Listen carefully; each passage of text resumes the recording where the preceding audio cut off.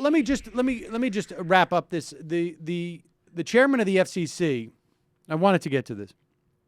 The chairman of the FCC put out a blog post on the FCC website that already on his heels about the response to this proposal.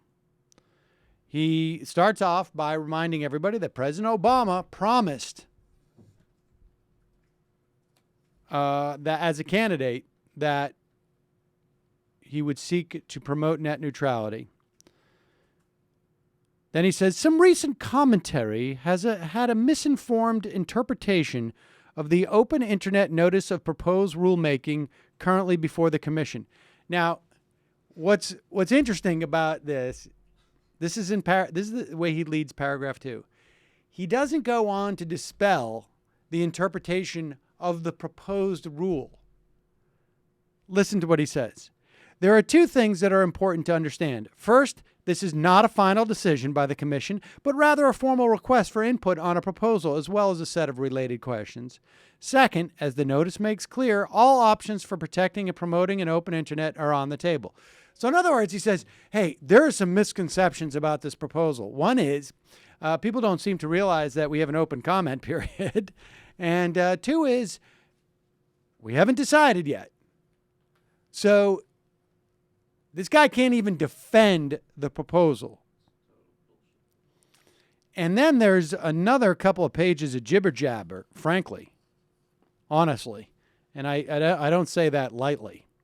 He goes on to say that in its Verizon versus FCC decision, the D.C. Circuit Court laid out a blueprint for how the FCC could use Section 706 of the Telecommunications Act of 96 to create open internet rules that would stick.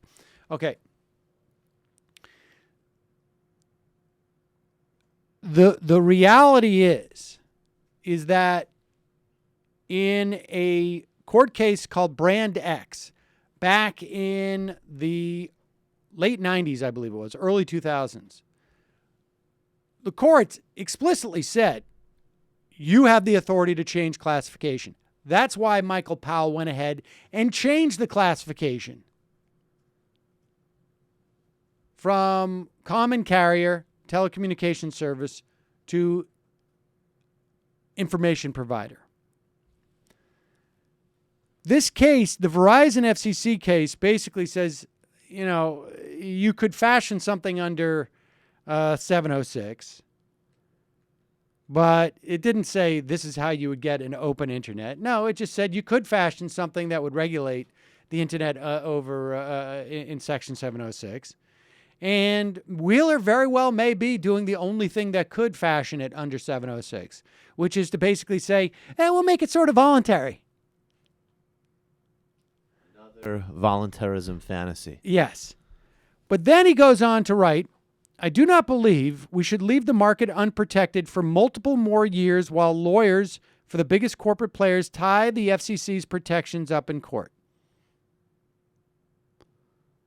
Now, I'll address why he thinks that in a moment. Notwithstanding this, all regulatory options remain on the table. If the proposal before us now turns out to be insufficient, or if we observe anyone taking advantage of the rule, in other words, once we implement it, we find it's insufficient or someone is taking advantage of this new rule, I won't hesitate to use Title II. However, unlike with Title II, we can use the court's roadmap to implement open internet regulations now rather than endure additional years of litigation and delay. That paragraph is the biggest pile of BS that I've seen in paragraph form in a long time. I went out there on a limb and didn't have any way to close up that metaphor. But look, here's the bottom line. It is quite possible that they classified it as Title II, and you see court challenges to that. Although, understand, it has already been explicitly ruled that the FCC has that authority. It's already been explicitly ruled.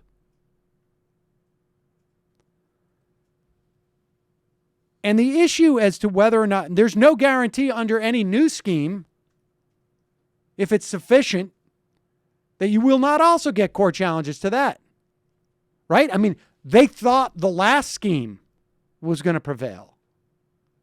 And so if it means 2 more years of court battles to get Title II classification, there's no one in their right mind who wouldn't think that's a good trade. Because I got news for you.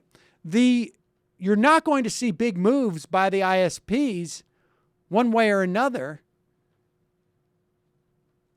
if the classification goes through. They're not going to build a business model around the FCC not having that authority, because you already have a court case, you already have precedent.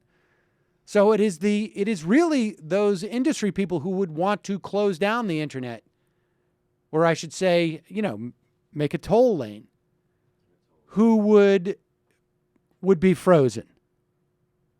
Not vice versa. I mean, this is just a big pile of BS. So I just wanted to make that clear. There is an email on the site for people to contact the FCC as part of this.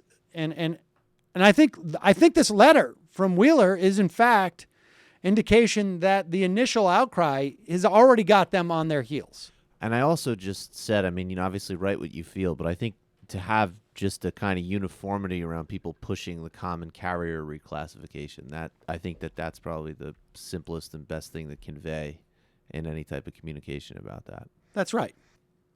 Internet is a common carrier. That's the main thing. Title II classification, but I would keep common carrier in there.